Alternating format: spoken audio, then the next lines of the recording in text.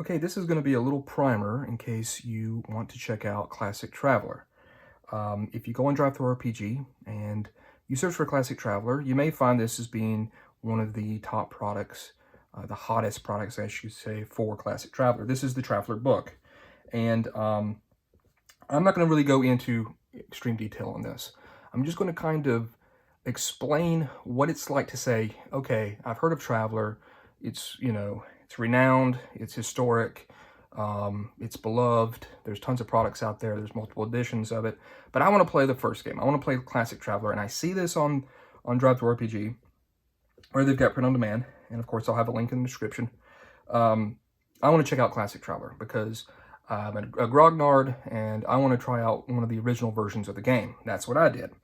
So this is going to be more of looking at the book for the first time for someone, should they decide to pick it up. Some differences and some things to just keep in mind, okay? So the first thing you're going to do is get some errata for it. So it's not updated, and it's starting from here and these pages here. It's a good amount, I would say. So look for that online. And if I can find where I got that from, I'll have a link down, in the description as well. So the first thing I'm going to tell you is the book looks good. It's a good print-on-demand book. I like the font of it. I like the art in it. It's definitely of its time. I would tell you to read this section here on the referee's responsibilities. Now, why do I say that? Because this is usually something you kind of go, I know what I'm doing here. I think it's got a lot of information that's very valuable to how Traveler is, and how it may be a little bit different from the role-playing games that you have played. Conduct of the adventuring session. All this section here in the beginning is very helpful at understanding the theme of Classic Traveler. And then you're going to go into the character generation. So, the things that are different. So, the character generation, of course, is well known for the game. You can die in it because you're in the armed forces most of the time, and it's a 4-year kind of block of time, a term, and you're in the armed forces, so yeah, you can die. So if that happens when you roll it up, then you make a new character. It's not some grandiose thing, but it obviously has got a lot of notoriety for having that in there. But you're going to, in essence, age your character, try to jump around to different types of branches, Navy, Marines, Army, Scouts, Merchants, and other. And you're going to try to pick up skills. And they may not be the skills you want. And this is, of course, after you've rolled up your attributes. And these skills and some of the roles that you're going to do are going to change some of those attributes and give you certain skills. And maybe you'll get the ones you want, maybe you don't. But life doesn't always hand you exactly the plan that you want in life. And if that character is not, is not satisfactory to you, make another character. Maybe that one will have better stats. Maybe that one will get the skills you want. And it's actually a fun little mini game almost to make a character with this. So that's one thing definitely to check out, to really grasp is, and that's what I'm going to be saying a lot. Try to grasp these sections because they are unique, they are different, they may not be exactly what you're used to. So the character generation is obviously, a big part of this game. Now, I should have probably said this in the beginning, but there's a lot of videos on YouTube for Classic Traveler, and a lot of people out there with great YouTube channels have really broken down a lot of the different aspects of this game. Go check out some of those other videos for more in-depth,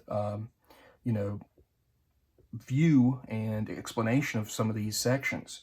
I'm not going to do that. I'm just going to kind of show you exactly what I think is different for you to try to tackle. So there's skills, here's your skills, and then all of a sudden it goes, boop, here's a table, here's a bunch of tables. Now these tables are great, and they're very helpful. Nothing here is wasted, okay? And it's going to show you like your acquired skills table, and when you muster out, and prior service, and did you get drafted, and all these roles you're going to need, but it's in the middle of this skills section. So occasionally there'll be these little sections of tables, and they're just, I think, placed in kind of an odd way. A different way. And just to be on the lookout for that, because it might reference something that you don't really see yet, but it'll be in this section somewhere around where it's talking. I think in a more modern game, this would probably be in the front or it'd be in the back. They obviously wanted to keep them kind of together to maximize keeping it open on this page, and I understand that. So it uses 2d6 mainly, and you're going to try to get an 8, and you're going to have die modifiers that are going to get that up and down your die roll. It's fairly easy in its main core rules, but then there's a lot of other complexities. Definitely read over this sample character here, Alexander Jameson. He's well known in the Traveler books, but he goes through his whole first, second, third, fourth term, fifth term. He musters out and what he gets. So read that to really understand as much as you can about the character generation. Here's a character sheet here.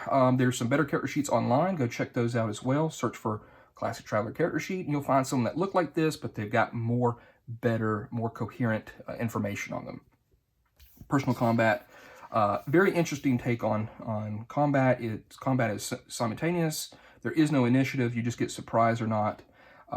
And you're going to, again, range, armor types, and a lot of other die modifiers are going to affect whether or not you get killed in combat, because it's a very deadly game. Combat resolution here. Really, you're looking at this page, and these pages, and that's really combat. Because here's morale, and you know when you hit morale, you're pretty much towards the end of the combat section.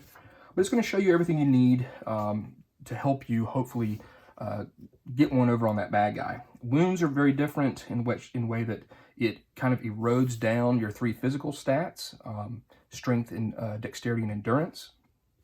And those 3 stats also affect how you, how you perform in combat. One thing that is really different and it's neat is you have blows and swings in combat. Blows being something kind of hitting something, and swings being kind of something cutting. And then, of course, you got guns.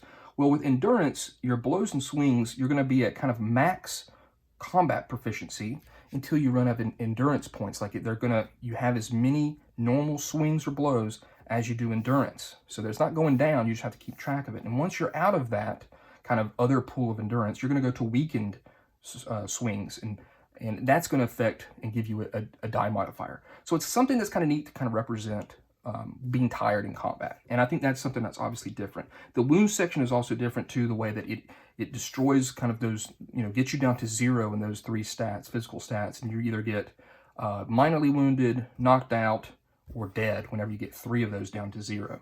So definitely check out that section, as it's quite unique. The endurance section for the weakened swings, and that's also quite unique. And then you're going to go into a big section about all the different weapons, and good information here. It is in the metric system, so get well versed in that if you are not. Armor is mainly going to affect, again, another die modifier, whether or not you get hit. And then you're going to go into some more of these tables here. Lower strength is going to give you a negative die modifier in hand-to-hand combat, and of course, higher strength will give you a bonus based off what type of weapon it is. And then guns are going to be the same thing with dexterity. And then you're going to have kind of like your basic. This is going to be a very well-used part right here, because it's got concealment, cover, and counter ranges for like how far away the encounter is. Tell you about surprise and darkness and stuff like that. And then this section is going to be very big as well for you, because it's going to have each of the different weapons gives you a different die modifier based off of armor. So that's going to be a little bit something that you're going to have to kind of grasp. And then it's going to show you here the allowed die modifiers. You're trying to get an 8, and that's very important for you to understand that those are the allowed die modifiers, and that's pretty much it. And of course, referee's discretion. And then the range is pretty cool because it's done in these range bands. So if you're in close combat, maybe you can draw it or use a little, a little token or something. And if they're touching, it's close combat. If it's short, it's on the same band, but they're not touching. And then medium is 1 to 2 bands away. Long is 3 to 10. Very long is 11 to 20. So it's an abstract way of doing range, which I think is very cool. And then it explains to you, you're going to need somebody with the medical skill, which I really like that. Minor wounds require a medical kit, skill of medical 1, and 30 minutes. And then you're going to need medical 3 should you get a serious wound. That means 2 of your stats have gone down to 0. And for you in order to recover those stats. And then the meat of the game is going to be the travel section. So travel and the ship stuff. Now, this is a lot to get your head around for a first-time reader and someone that's never played Classic Traveler, or really any Traveler, is understanding about the way that the economics of buying and purchasing, a ship and everything that's involved in it, from fuel to life support to cargo. And it's going to have a lot of information here. This looks intimidating, but don't let it intimidate you. And it's going to have typical activities for everything from arriving in a star system to achieving orbit, refueling, like achieving orbit around a major world, unloading passengers, refueling at a starport. And so you're going to go into pretty much your backup to, once again, departing off of that planet and maybe making a jump and into another section of space. So this is a big section, okay? And this is definitely something you want to focus on. Ship design and construction is very cool. It is, I would say, complex compared to other games.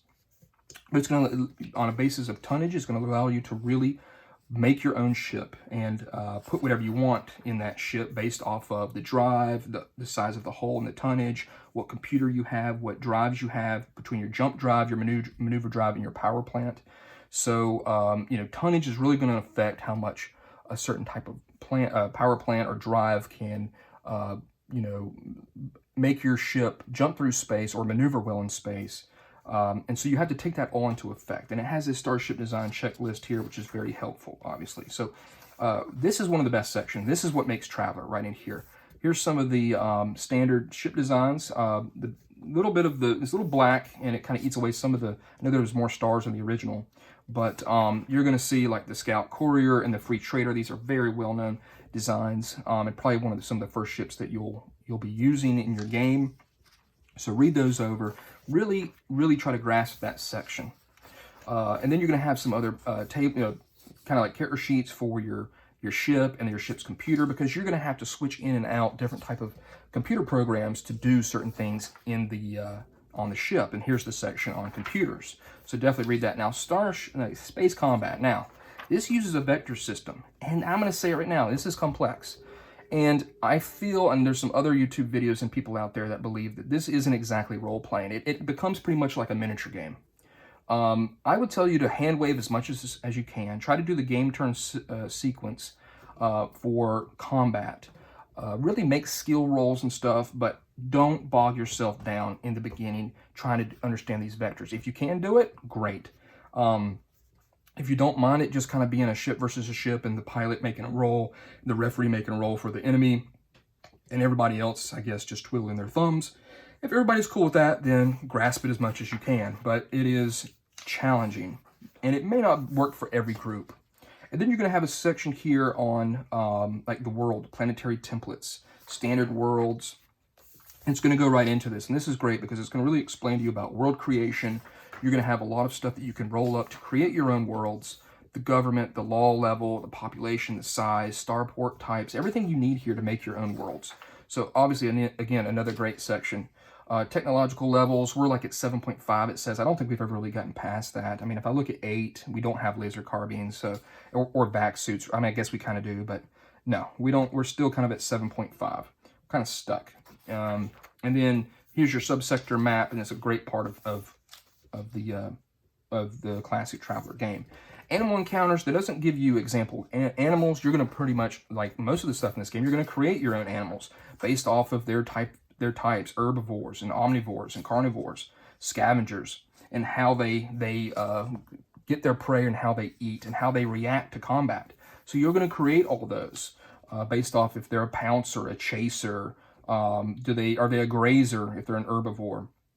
And some of them might flee before they attack, and some of them might attack where they might be found. So it's a very cool section, and again, much like Traveler is, you're going to be making those animals up. And then there's some different type of events that may happen.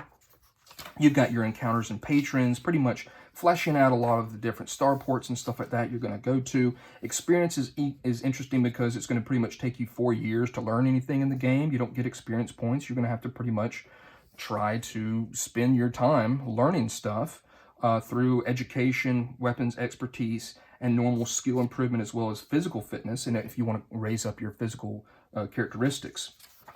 So it's kind of a small section on here. Now, this is a great section. This is a big meat of it if you like playing a lot of trade and commerce. So again, the whole buy when it's cheap and sell when it's high. Go into planets that have an abundance of a certain type of resource.